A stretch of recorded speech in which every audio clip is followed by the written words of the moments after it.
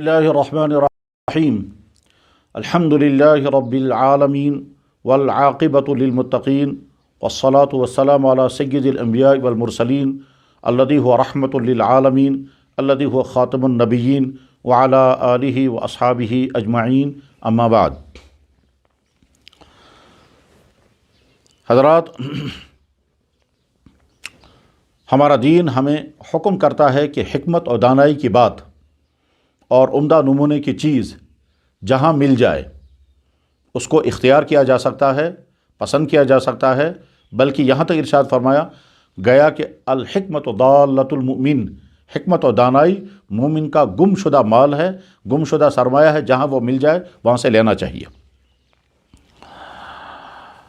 काफ़ी अरसा पहले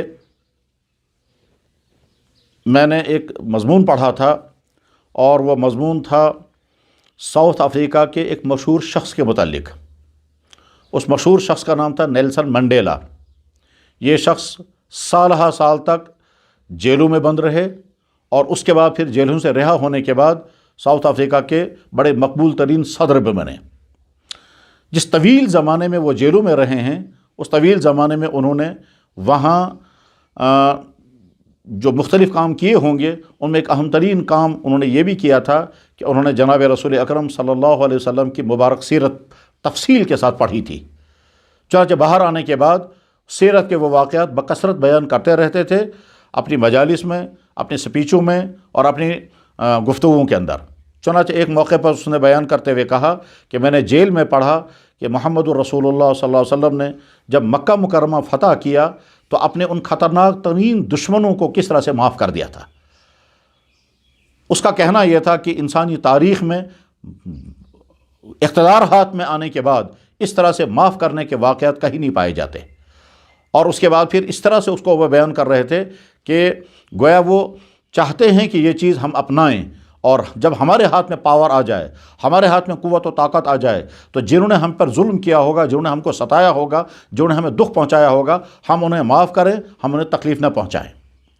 ये वाक़या उस वक्त पढ़ा था और उस वक्त साथ में ये भी कि किस तरह से उन्होंने सीरत मुबारका के इस अहम तरीन पहलू को पढ़ा, याद रखा और उसके बाद फिर उसको अपनी सोच का हिस्सा बनाया और किस तरह से वो बार बार इसको कहते थे कि मोहम्मद रसूलुल्लाह पैगम्बर इस्लाम ने, प्रॉफिट मोहम्मद सल्लल्लाहु अलैहि वसल्लम ने किस तरह से अपने दुश्मनों को माफ़ किया था और जो दुश्मन उनके खून के प्यासे, जिन दुश्मनों ने उनको तरह तरह की तकलीफ़ें पहुँचाने में कोई कमी नहीं रखी थी, उन दुश्मनों को किस तरह से आपने माफ़ किया था। हकीकत यही है। सीरत मुबारका का शौर आफाक वाक़या है कि मक्का मुकर्रमा फ़तह होने के बाद आप अलैहिस्सलातु वस्सलाम ने खाने काबा के दरवाज़े पर खड़े होकर के फरमाया, इज़हबू अंतुम तलका ला तस्रीब अलैकुम यौम, जाओ मैंने तुम सबको माफ़ कर दिया, किसी से कोई गिला नहीं, किसी से कोई शिकवा नहीं। चुनांचे किसी एक इंसान को भी फ़तेह मक्का के मौके पर कोई तकलीफ़ नहीं पहुँची, किसी एक इंसान का कोई नाहक कत्ल नहीं हुआ, किसी एक खातून की कोई खुदा न खास्ता इज़्ज़त नहीं हुई, किसी एक इंसान का कोई एक बाल तक बीका नहीं हुआ, कहीं ज़रा सा भी कोई नुकसान किसी को नहीं हुआ।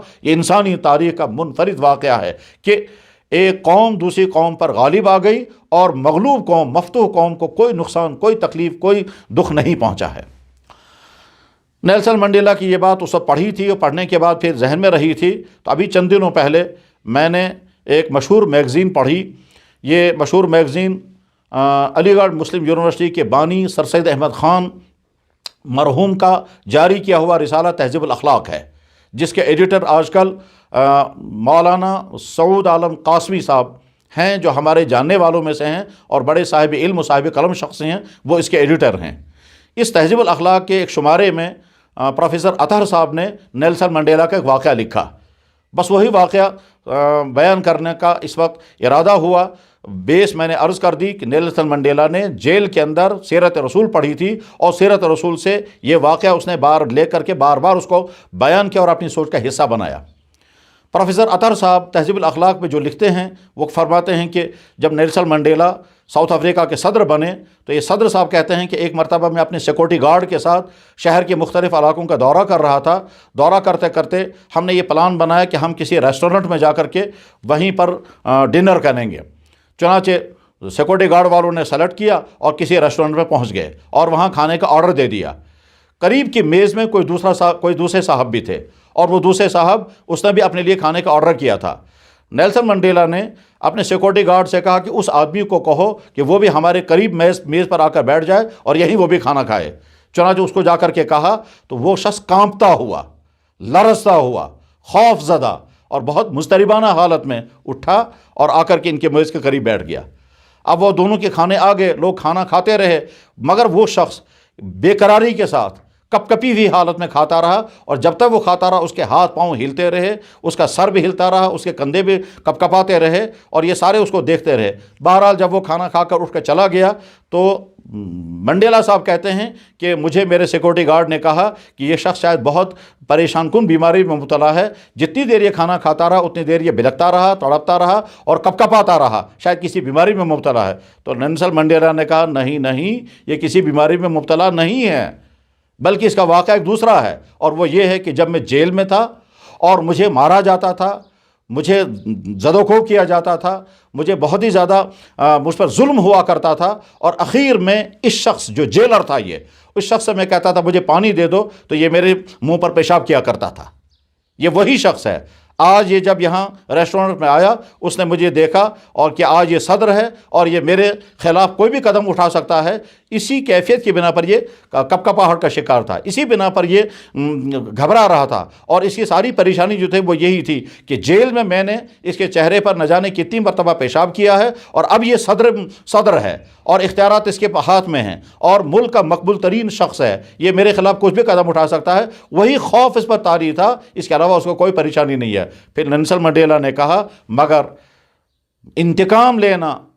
پست لوگوں کا کام ہوتا ہے، جو جینیس قسم کے لوگ ہوتے ہیں، جن کے اندر گریٹنس ہوتی ہے، وہ چھوٹی باتوں کے انتقام نہیں لیا کرتے۔ میں بھی اسے کوئی انتقام لینے والا نہیں ہوں، نہ اس کے خلاف کوئی ایکشن لینے والا ہوں۔ میں نے اسی وقت ارادہ کیا تھا، آج بھی ارادہ کر رہا ہوں۔ ہو سکتا ہے یہ سوچ اس کے اندر جو پیدا ہوئی ہے وہ محمد رسول اللہ صلی اللہ علیہ وسلم کے اس عظیم الشان نمونہ بنائے جانے والے عمل کے نتیجے میں جو اس نے جیل کے اندر پڑھا تھا۔ کاش ہم مسلمان بھی اپنے نبی کے ان اہم ترین ارشادات اور ان اہم ترین نمونوں کو اپنی زندگی کا حصہ بنائیں کہ ہم معاف کرنے والے بنیں، جب ہمارے ہاتھ میں طاقت ہو تو ہم انتقام نہ لینے والے بنیں، جب ہم کچھ کر سکتے ہوں اس وقت ہم خیر تو کریں، شر کا کام نہ کریں۔ یہ ہمارے نبی کا وہ طرز عمل تھا، وہ نمونے کا عمل تھا جس میں آپ سب سے ممتاز ہیں، اور اس کائنات میں اس سطح کا معاف کرنے والا کوئی نہیں ہے۔ قرآن نے اعلان فرمایا کہ فَبِمَا رَحْمَةٍ مِّنَ اللَّهِ لِنْتَ لَهُمْ، آپ اللہ کے خاص فضل و رحمت سے بہت نرم مزاج ہیں۔ قرآن نے اللہ کے نبی کے بارے میں ارشاد فرمایا اِنَّكَ لَعَلَىٰ خُلُقٍ عَظِيمٍ،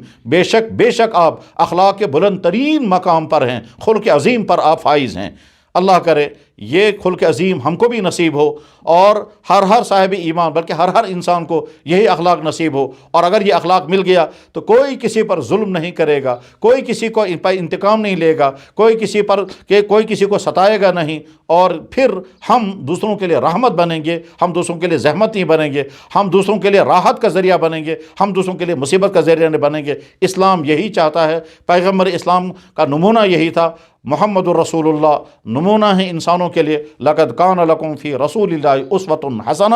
اے انسانوں تمہارے لیے بہترین نمونہ محمد رسول اللہ کی ذات اقدس ہے، اور وہ نمونہ اخلاقیات کے باب میں سب سے زیادہ نمایاں ہیں۔ وآخر دعوانا ان الحمد للہ رب العالمین برحمتک یا ارحم الراحمین۔